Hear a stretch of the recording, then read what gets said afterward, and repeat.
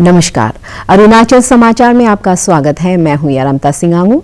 आइए बुलेटिन में सबसे पहले देखते हैं मुख्य समाचार।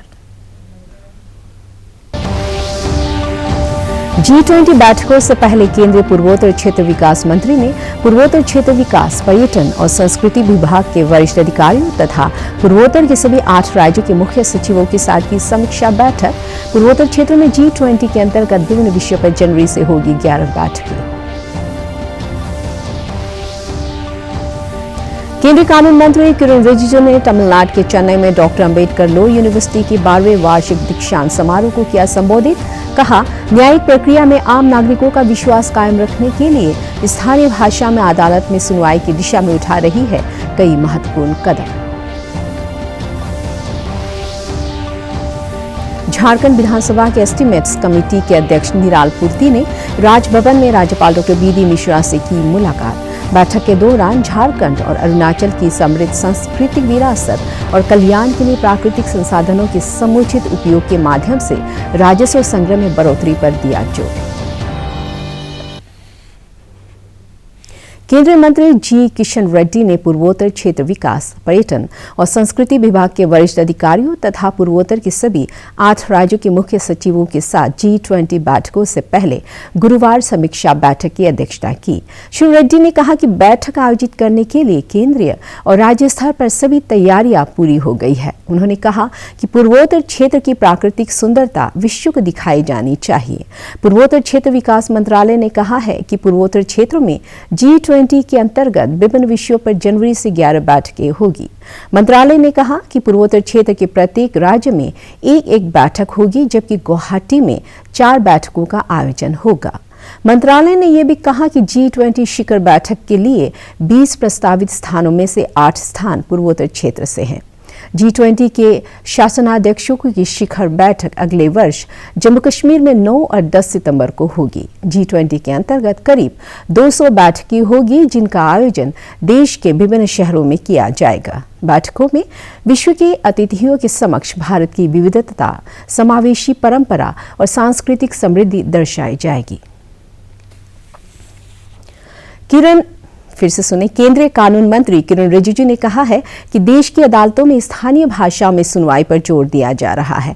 आज तमिलनाडु के चेन्नई में डॉक्टर अंबेडकर लॉ यूनिवर्सिटी के 12वें वार्षिक दीक्षांत समारोह को संबोधित करते हुए श्री रिजिजू ने कहा है कि न्यायिक प्रक्रिया में आम नागरिकों का विश्वास कायम रखने के लिए स्थानीय भाषा में अदालत में सुनवाई की दिशा में कई महत्वपूर्ण कदम उठा रही है।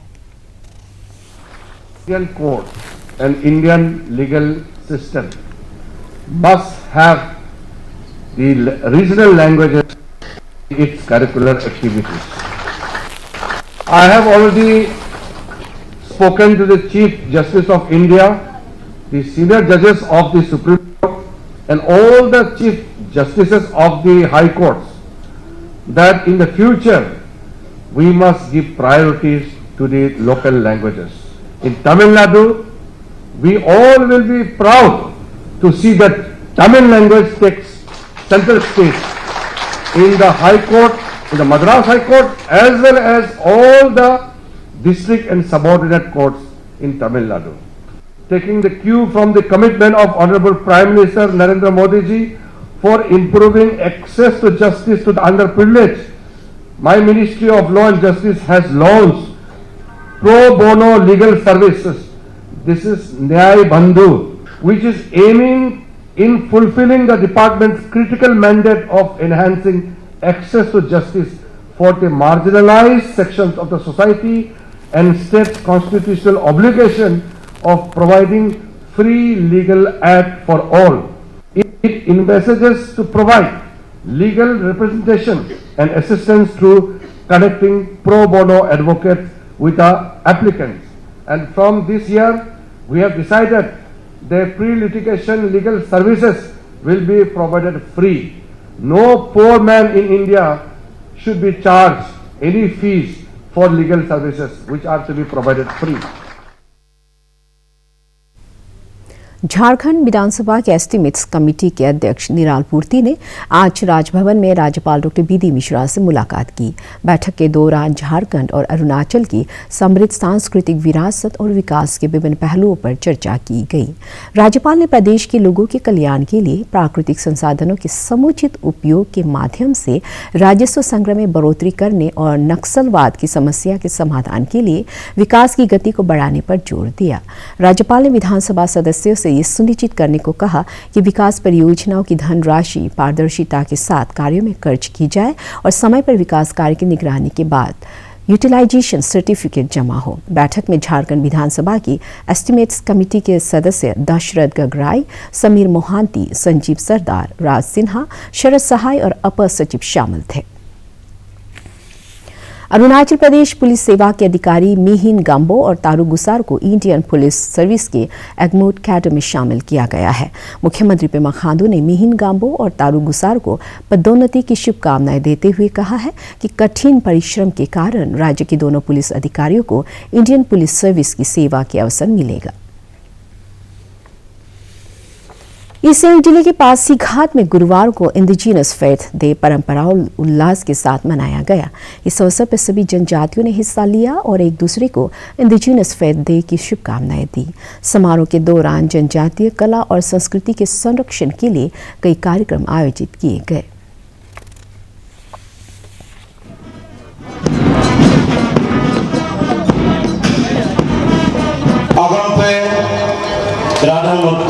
minir mikang ke doni gangeng ne siring so polo gangeng ne dombaso yai ke awe nolom mamo ke omai nolom doni mingwe dade na nolom polo mingwe pelana nolom dogo mazonen zon jonan bosilang kuzu doing to me and gesilang kuzu elam repsien remolang kuzu emla सिलोके society को देखिए ये tribal हम लोग का जो fate है ना, ये सबसे मज़ा फेट सिस्टम तो यही है ना, क्योंकि इसमें कोई डुप्लीकेसी नहीं है। भी हम लोग नेचर को वर्शिप करता है, तो इसको बचाए रखने के लिए जो अभी जैसे इप्साप जो बैनर में लगा हुआ है, इप्साप ऑर्गेनाइजेशन ही इस फेट को बचाए रखने के लिए इप्साप काम कर रहा है। तो हम लोग सब जितना CBOs है, including department of indigenous affairs, तो फेथ सिस्टम को कैसा बचाए रखने के लिए और प्रमोशन एंड प्रैक्टिस को कैसा इसको करने के लिए ना, इसमें वो सब लगा हुआ। मुख्यमंत्री पेमा खांडू ने केंद्रीय मंत्री किरण रिजिजू के साथ मणिपुर के मोइरांग में इंटरनेशनल आर्मी के मेमोरियल और म्यूजियम का दौरा किया। मुख्यमंत्री ने अपने एक ट्वीट में बताया कि 14 अप्रैल 1944 में भारतीय स्वतंत्रता संग्राम के तहत इंडियन नेशनल आर्मी ने पहली बार यहाँ तिरंगा लहराया था। उन्होंने बताया कि यह म्यूजियम सिंगापुर में स्थापित नेशनल आर्मी मेमोरियल और म्यूजियम का स्वरूप है। इसमें आजाद हिंद फौज द्वारा उपयोग में लाए जाने वाले हथियारों को प्रदर्शित किया गया है।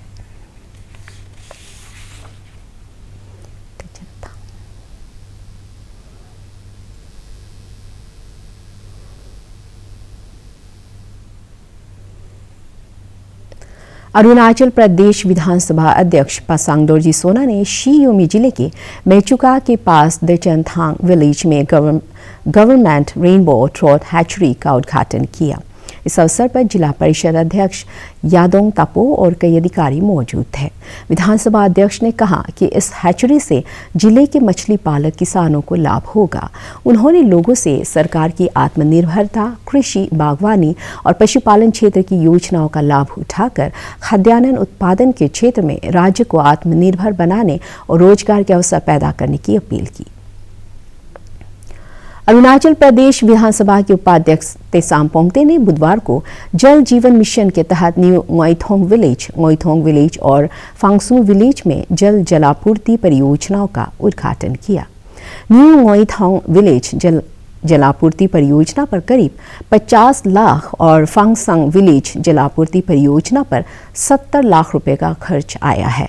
स्थानीय विधायक तेसाम पोंगते ने बताया कि चांगलांग और आसपास के गांव में जल जीवन मिशन के तहत हर घर को जल के जरिए जलापूर्ति की परियोजनाओं को त्वरित गति से पारदर्शिता के साथ पूरा किया जा रहा है। उन्होंने लोगों से सार्वजनिक संपत्ति की सुरक्षा और विकास कार्यों में सहयोग का आग्रह किया। Mother of development to আমি শান্তিটো ক'ব পাৰে, য'ত শান্তি আছে তাত আমি ডেভেলপমেণ্ট কথা পাতিব পাৰে, তাত আমি অহা যোৱা কৰিব পাৰে। এইটো গভৰ্ণমেণ্টে কৰি আছে তো, ৰাস্তা আছে, ৰাস্তা কৰিছে 32 কিলোমিটাৰ গংচা প্ৰায় নাকাং লগে, কিন্তু ইমানে অলপমান কষ্ট আমালোকে ইমানে অলপ দুখটো আছে কি স্টেজ 2 स्टेज 1 स्टेज 2 কয়, स्टेज 1 তো খতম হৈ গ'ল, ফৰ্মেশন কাটিং আছে, কালভাৰ্ট বনাব লাগে, ক'ৰবাত কিবা ৱাল বনাব লাগে, হৈ গ'ল, কিন্তু স্টেজ 2 টো WBM আৰু কাৰ্পেটিংটো হ'ব পৰা নাই। এইটো কাৰণে মই যোগাযোগ কৰি আছো, কিন্তু এইটো মোৰ হাতত নহয় না ৰাইজে। এতিয়া আমাৰ ধৰক PSCD ফালৰ পৰা আৰু আমাৰ এটি বিজেপি চৰকাৰ পৰা আমি এতিয়া মানে 2022তে আমালোকে ঘৰ ঘৰতে PSCD ডিপাৰ্টমেণ্ট পৰা আমি পাই আছো, पानी अवेलेबल है। हम लोग का पानी ये सब के लिए बहुत सुविधा मिलते हैं। 2-3 साल अभी हो गए, पहले में तो बहुत मुश्किल था पानी ये सब भुगने के लिए, इसलिए अभी हम लोग के लिए बहुत सुविधा मिल रहा है। इंडियन ऑयल देश में उच्च क्षमता वाले प्रीमियम फ्यूल उपलब्ध कराने की दिशा में अग्रसर है। ऑटोमोबाइल सेक्टर में हो रहे क्रांतिकारी बदलाव को देखते हुए आत्मनिर्भर भारत के तहत इंडियन ऑयल जर्मनी और अमेरिका की तरह 100 ऑक्टेन हाई परफॉर्मेंस फ्यूल की मांग को पूरा करने के लिए प्रतिबद्ध है। ईस्ट सियांग जिले के पासीघाट में इंडियन ऑयल के अधिकारियों ने बताया कि उपभोक्ताओं की मांग को ध्यान में रखकर देश भर के पेट्रोल डिपो पर प्रीमियम फ्यूल उपलब्ध कराया जा रहा है।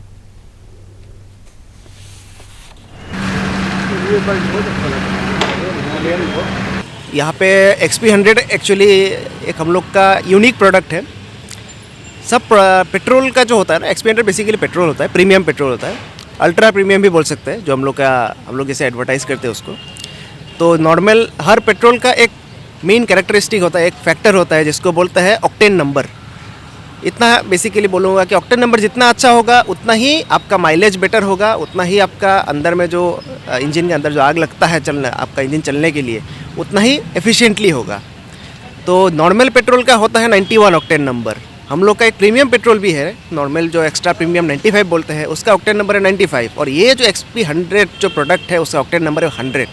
तो इसीलिए ये मच हायर है, इसलिए अल्ट्रा प्रीमियम फ्यूल बोला जाता है। जितने भी हाई परफॉर्मेंस व्हीकल्स है आजकल, जितने लग्जरी व्हीकल्स भी बहुत आ गए, लग्जरी बाइक्स बहुत अवेलेबल होते हैं, तो सबका एक रिक्वायरमेंट, कस्टमर का रिक्वायरमेंट हो गया कि एकदम अल्ट्रा प्रीमियम प्रोडक्ट चाहिए, सो दैट उनका इंजन इतना कॉस्ट खर्च से अगर गाड़ी खरीदा है, बाइक खरीदा है, तो डेफिनेटली उसके लिए फ्यूल भी बेस्ट होना चाहिए। इसी को ध्यान में रखते हुए ये प्रोडक्ट लॉन्च किया गया था 2020 के दिसंबर में।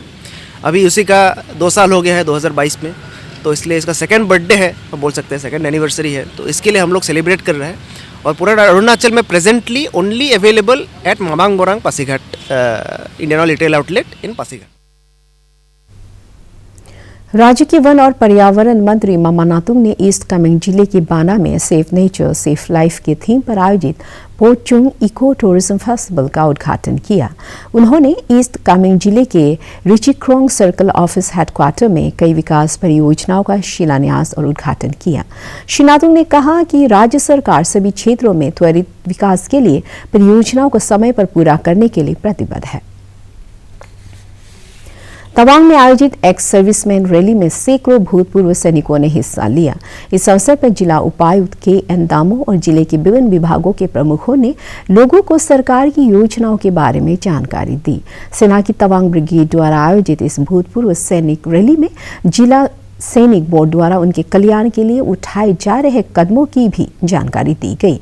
तवांग ब्रिगेड के कमांडर ब्रिगेडियर NM बेंडिंगेरी ने भूतपूर्व सैनिकों के साथ मिलने के बाद प्रसन्नता व्यक्त करते हुए कहा कि देश की सीमाओं की रक्षा में महत्वपूर्ण योगदान देने वाले सैनिकों के लिए फैसिलिटेशन सेंटर स्थापित किया गया है। उन्होंने सेना और नागरिकों के बीच संबंधों को मजबूत बनाने पर जोर दिया। हवाई यात्रा अब और आसान हो गई है। एयरपोर्ट पर अब पहचान पत्र और बोर्डिंग पास दिखाने की जरूरत नहीं होगी। पेश है एक रिपोर्ट। हवाई सफर करने वालों के लिए अच्छी खबर है। नागरिक उड्डयन मंत्रालय ने 1 दिसंबर से डिजी यात्रा की शुरुआत कर दी है। नागरिक उड्डयन मंत्री ज्योतिरादित्य सिंधिया ने गुरुवार से पायलट प्रोजेक्ट के तहत इसकी शुरुआत दिल्ली, बेंगलुरु और वाराणसी हवाई अड्डों से शुरू की है। This will provide a huge fillip to passenger service, passenger operability and passenger convenience in the days to come. DG यात्रा का मतलब है कि अब आपको डीजी यात्रा एक ऐप आपको डाउनलोड करना होगा, उसको अपने आधार से जोड़ना होगा, एक आपको अपनी फोटो यानी सेल्फी फोटो लेनी होगी और उसके बाद सीधे आप जब अपने एयरपोर्ट पे आएंगे ना तो आपको बोर्डिंग पास दिखाने की जरूरत है और ना ही किसी भी तरीके के पहचान पत्र को दिखाने की जरूरत है।